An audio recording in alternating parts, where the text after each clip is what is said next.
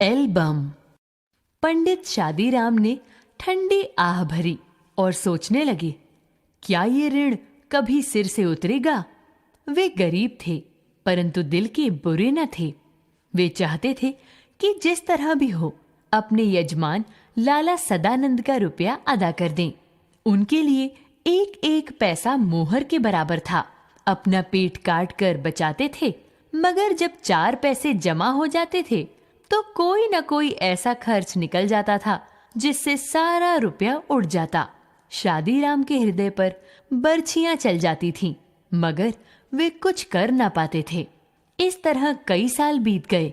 शादीराम ने पैसा पैसा बचाकर 80 रुपए जोड़ लिए। उन्हें लाला सदानंद के 500 रुपए देने थे। उनका लड़का लगातार 4 महीने बीमार रहा। पैसा पैसा करके बचाए हुए रुपए दवा में उड़ गए। पंडित शादीराम ने सिर पीट लिया। अब चारों ओर फिर अंधकार था। उसमें प्रकाश की हल्की सी किरण भी दिखाई न देती थी। लाला सदानंद अपने पुरोहित की विवशता को जानते थे। उन्हें इस रकम की जरा भी परवाह न थी। वे इस बात से इतना डरते थे मानो रुपए उन्हीं को देने हों। मगर शादीराम के दिल में शांति न थी। वे सोचा करते कि ये कैसे भले मानस हैं जो अपनी रकम के बारे में मुझसे बात तक नहीं करते। लाला सदानंद की भलमनसी के सामने उनकी आंखें नहीं उठती थीं। एक दिन लाला सदानंद किसी काम से पंडित शादीराम के घर गए। उनकी अलमारी में कई 100 बंगला, हिंदी और अंग्रेजी की मासिक पत्रिकाएं देखकर बोले, ये क्या है पंडित जी? पंडित शादीराम ने उत्तर दिया, पुरानी पत्रिकाएं हैं। बड़े भाई को पढ़ने का शौक था, वही ये पत्रिकाएं मंगवाते थे। वे जब जीवित थे तो किसी को हाथ न लगाने देते थे। अब इन्हें कीड़े खा रहे हैं, कोई पूछता ही नहीं। रद्दी में क्यों नहीं बेच देते? इनमें चित्र हैं। जब कभी बच्चे रोने लगते हैं तो एक आध निकाल कर दे देता हूँ। बच्चों का दिल बहल जाता है।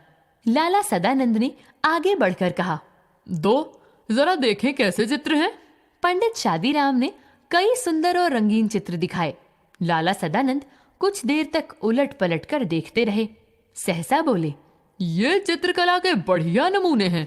अगर किसी शौकीन को पसंद आ जाएं तो 1000-2000 रुपए बड़ी आसानी से कमा सकते हो।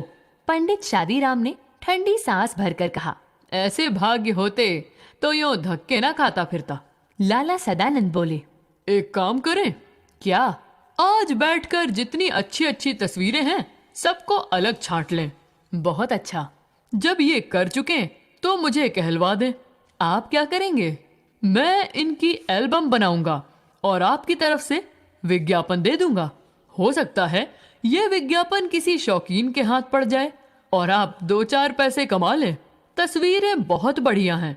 पंडित शादीराम को ये आशा न थी कि कोयले की खान में हीरा मिल जाएगा। घोर निराशा ने सभी द्वार बंद कर दिए थे। पंडित जी दिन भर तस्वीरें छांटते रहे।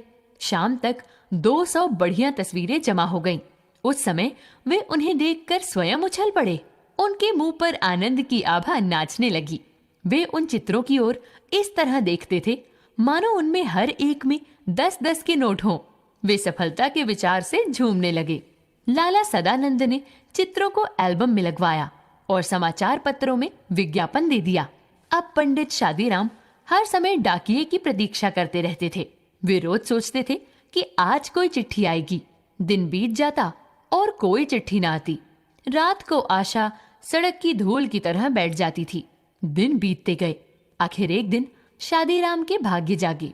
कोलकाता के एक मारवाड़ी सेठ ने पत्र लिखा कि एल्बम भेज दो, अगर पसंद आ गया तो खरीद लिया जाएगा।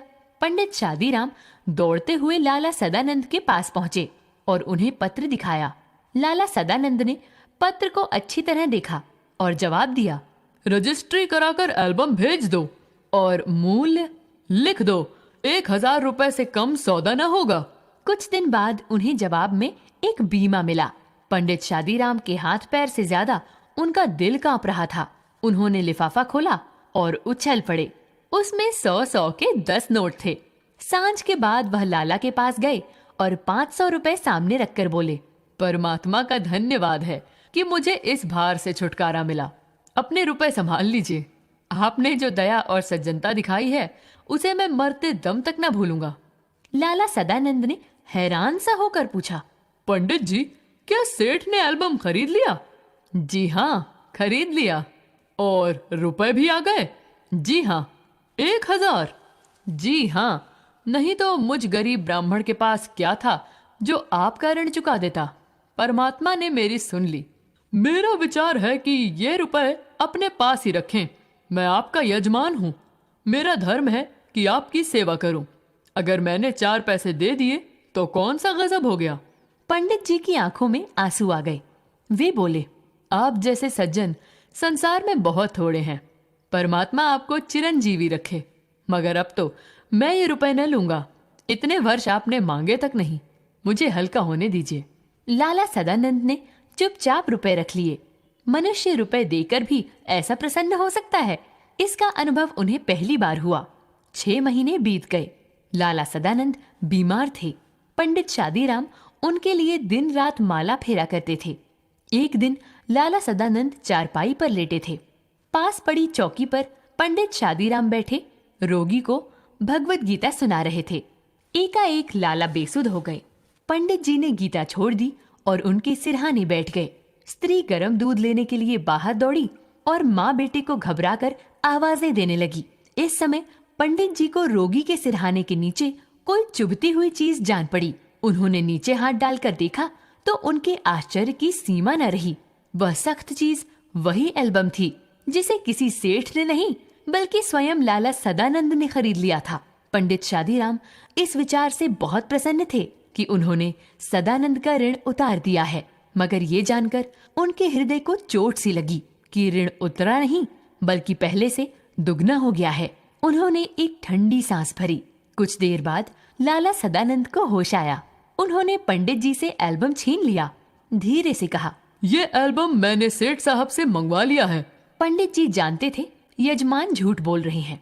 वे किसी भी तरह ये न कह सके कि आप झूठ बोल रहे हैं, परंतु अब वे उन्हें पहले से भी अधिक सज्जन, अधिक उपकारी और ऊंचा समझने लगे थे।